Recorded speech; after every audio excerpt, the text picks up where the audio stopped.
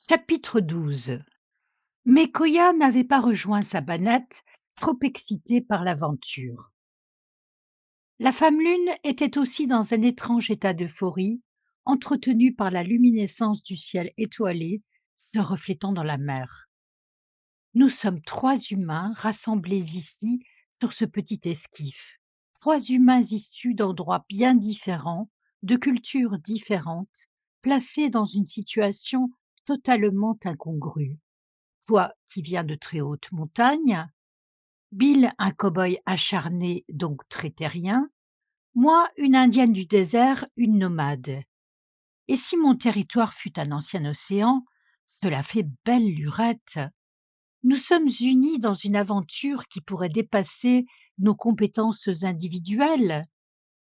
Tu es envoyé en mission par une grand-mère clairvoyante et courageuse qui aurait bien pris ta place si l'âge ne la retenait pas dans son village, n'est-ce pas? C'est l'amour de ton frère qui te guide, ainsi que la force de ta grand-mère.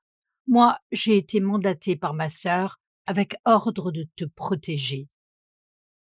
Mais ce qu'elle ne sait pas est que notre mère m'avait annoncé, 10 jours auparavant, qu'elle avait rêvé que l'oiseau tonnerre, Vakinyan Tanka ou Thunderbird, viendrait me rendre visite sous la forme d'un nuage et qu'il me chargerait d'une mission. Eh bien, le matin de notre rencontre, le seul nuage dans le ciel était au-dessus de moi, gris, chargé de pluie qui ne tombait pas.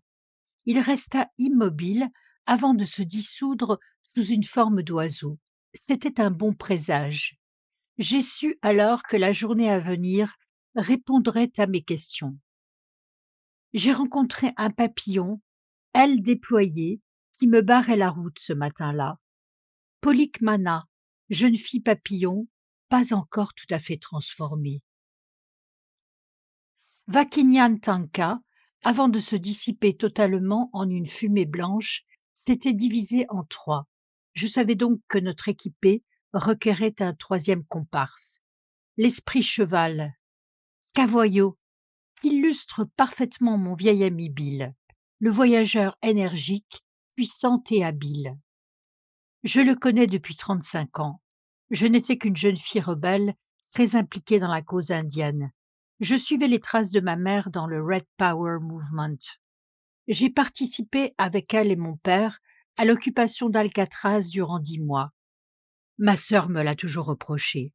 Elle se dissociait de ses origines indiennes jusqu'à ne plus rendre visite à ma mère, qui en était profondément accablée. Il nous aura fallu plus de 15 ans avant de nous réunir à nouveau.